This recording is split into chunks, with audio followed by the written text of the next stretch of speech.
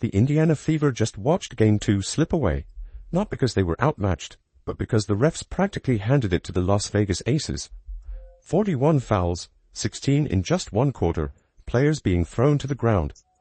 And somehow, A'ja Wilson walked away praised for her stat line, while Lexie Hall played through a back injury she got in Game 1. This wasn't basketball. It was chaos disguised as defense. So how did the Fever even manage to fight back through all that? And what does it mean going back to Indiana? How in the world did Indiana walk into Las Vegas, face the two-time champs, deal with whistles already leaning the wrong way, and still leave with a double-digit win? Game 1 wasn't just a victory. It put the entire league on notice. The Fever went into that opener with a calm discipline you usually don't see from a young team. And right away, Kelsey Mitchell silenced any doubts by lighting up the scoreboard with a playoff career-high 34 points.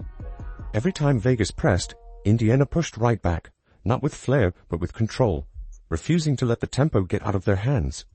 And then there was the Aces' supposed trump card.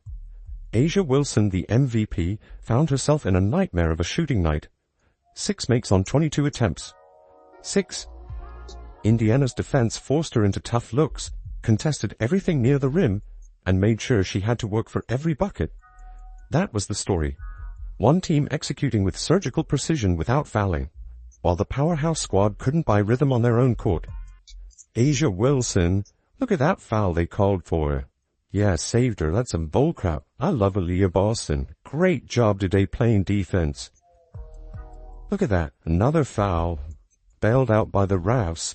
I get pissed. Oh, this is the worst one. They called this a jump ball. How is that a jump ball? Nobody even had possession. Aaliyah Boston, unless anything is over the back. Not a jump ball. What made it sting even more for Vegas was the context. At home. With the whistle bending their way. With national coverage already suggesting an easy series win. Instead, the Fever held their ground and walked out with a 16-point blowout. Fans immediately noticed the cracks. That foul count felt off even in victory, but the magnitude of Indiana's win buried the complaints. Still, that undercurrent of bias wasn't ignored. It was brushed aside because the Fever handled business regardless. And A'ja Wilson and the Las Vegas Aces lose Game 1 on their home court to the Indiana Fever, 89-73. The Indiana Fever were in control of this game from start to finish. That embarrassment fueled the Aces. A loss by 16 wasn't something they could excuse, and it's why they stormed into Game 2 determined to change the tone. The question wasn't if Vegas would respond, it was how far they'd go. But at what cost did the Aces decide to fight back? Was Game 2 even basketball, or was it just a brawl that the referees dressed up as playoff intensity? From the opening minutes it was clear the Aces were not interested in playing clean. They came out throwing arms, bodies colliding on every possession, and the officials never established control. What should have been a back-and-forth showcase for two great teams turned into 41 fouls, and the whistle never stopped cutting through the arena. 16 of those fouls came in just the third quarter, a stretch where Indiana had no chance to find rhythm. Every attempt at momentum was chopped into pieces by stoppages that seemed to favor one team consistently. Well, it's hard for us to find flow when there's a foul call every 10 seconds. I mean, it just really is. And then when they're at the free throw line, we can't get up and down the floor. And that's a challenge. They were much more aggressive and physical defensively. We didn't counter that with our off-ball actions or with our back cuts. So they took us out of our comfort zone. I mean, offense is about rhythm, it's about timing, it's about spacing. We allowed them to do that, and they kept us from doing it. The physicality wasn't occasional, it was the entire storyline. Players were shoved when cutting through the lane, defenders used forearms instead of footwork, and more than once someone ended up sprawled on the floor. What stood out wasn't just the number of fouls, but the way they broke the Fever's pace. This is a group that thrives in flow, that runs and shares the ball, and instead they were dragged into a wrestling match they didn't ask for. While Vegas piled up free throws, Indiana was forced into choppy half-court sets that are the least comfortable part of their identity. I mean, I'm feeling sore still, but I think just a lot of treatment, trying to get, our bodies as ready as we can be. Part of playoffs, I think, for everyone is it's the end of the season, everyone's a little fatigued, everyone's a little sore. So just trying to go out there and do the best I can. Yeah, a lot of treatment with our trainers. I'm really thankful for them to spend a lot of time with me today, a lot of time with me yesterday, get me ready for tonight. Lexie Hall should never have even been out there. After injuring her back in Game 1, she was listed as a game-time decision. Most players would sit, heal, and wait for the series to shift home. Instead, she taped herself up, hit the floor, and immediately got targeted by Vegas's rough style. You saw it in real time, contact after contact, bump after bump, with her landing on the hardwood more than once. Yet against that, Hull went to the arc and drilled 5 3-pointers, tying a Fever playoff record. It wasn't clean or pretty, but it was defiant. After the game, she admitted, "I'm feeling sore still, but I think just a lot of treatment trying to get, our bodies as ready as we can be. We're just pushing through." That's not a highlight reel quote. That's a player who knows she's being punished but refuses to fold. This is why when they cut it to 8 and they get 4 fouls in a row. That was not a foul. That was not a foul.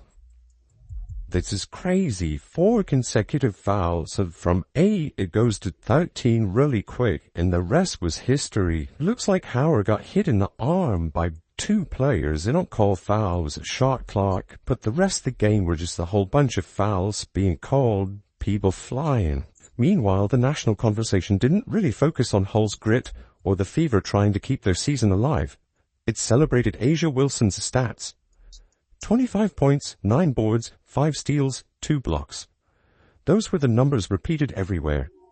What got ignored was how she accumulated those numbers. Bullying her way into the paint, knocking people around, and benefiting from calls that Indiana never seemed to get on the other end. Fans watching called it out, yet the headlines framed her night as dominant.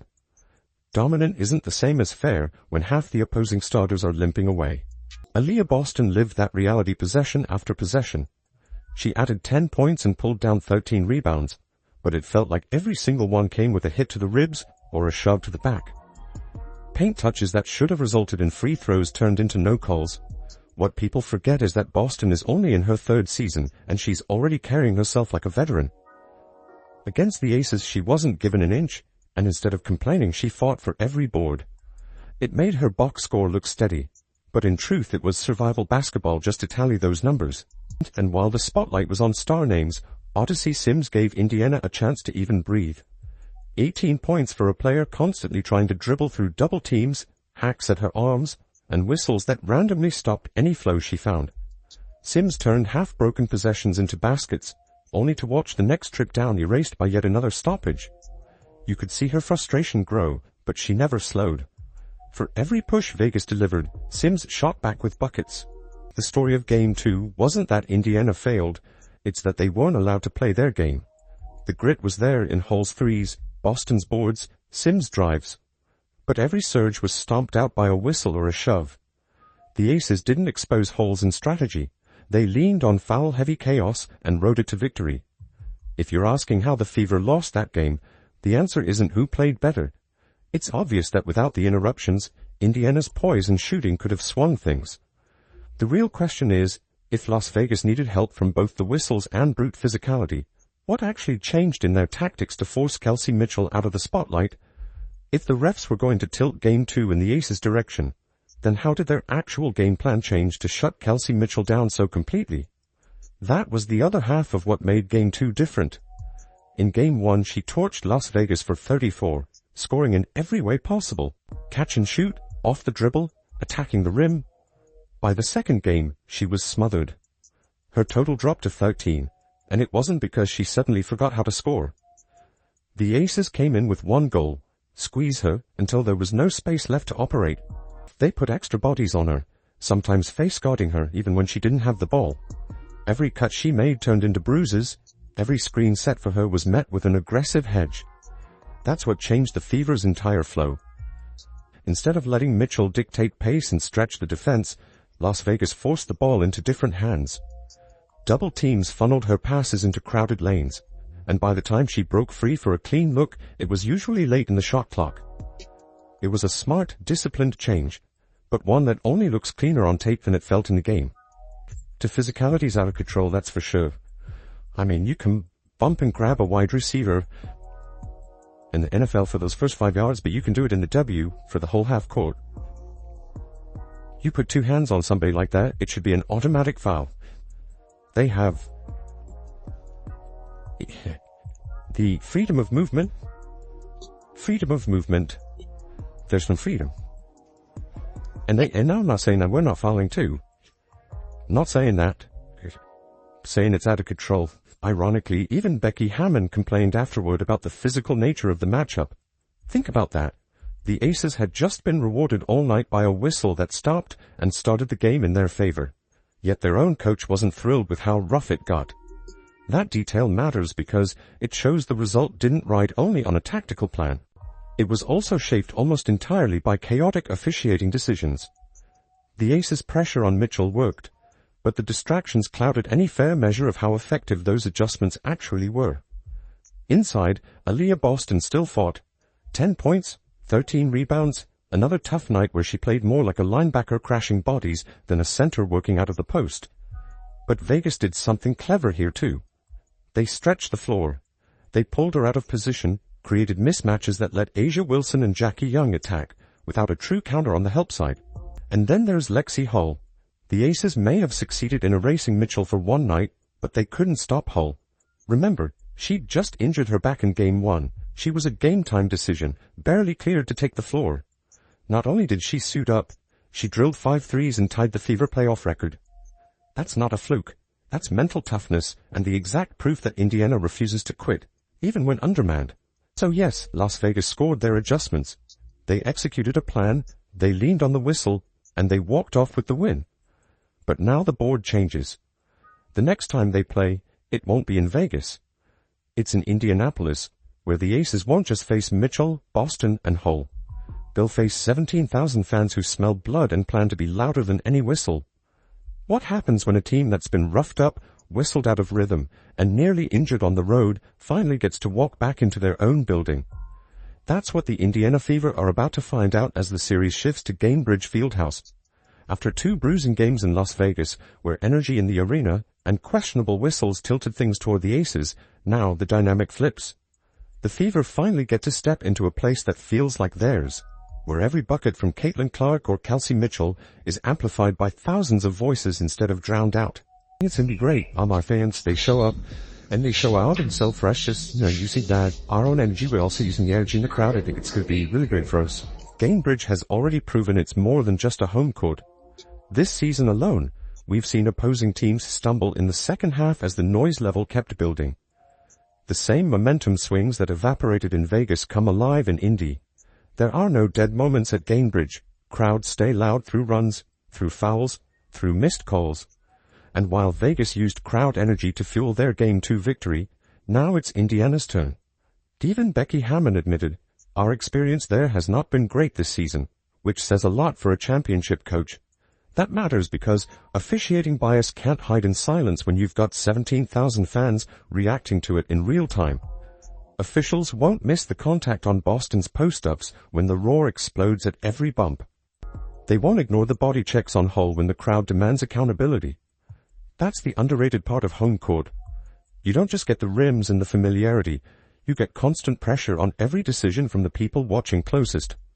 Yeah, we're excited. I know the last time it was the first playoff game in a really long time, so to be able to have 2 more for our fans that have been there with us all season, really excited for that, and we definitely do feed off of their energy, so really looking forward to it. For the Fever, that's fuel. Lexie Hull toughed out back pain in Vegas, hitting 5 threes despite getting hacked and knocked around. Aaliyah Boston collected rebound after rebound, while absorbing more punishment than whistles reflected. Kelsey Mitchell was locked down after her Game 1 explosion, but you can sense the frustration is going to turn into something sharper at home. This is where battle scars stop weighing players down and instead become energy. We've seen it already. Earlier this year, the Fever trailed by double digits at home, only to storm back once the atmosphere turned suffocating for the opponent. That same shift is why these next 2 games aren't just standard playoff stops. Games 3 and 4 in Indianapolis are the moment the Fever turn pain into power, and the Aces step into a building where every mistake gets magnified and every Fever run feels unstoppable. The Aces may have used whistles and bruises to steal Game 2, but Indiana's spirit never cracked. What happened in Las Vegas won't carry the same weight in Indianapolis. Home court is now the Fever's weapon, loud, fearless, and impossible to ignore. Aaliyah Boston and Lexie Hull both admitted after the loss that they couldn't wait to get back in front of their fans. Hull said, "Our fans, they show up and they show out." If Indiana already dismantled Vegas once on the road and still fought through chaos in Game 2, imagine what comes next with Gainbridge packed and ready.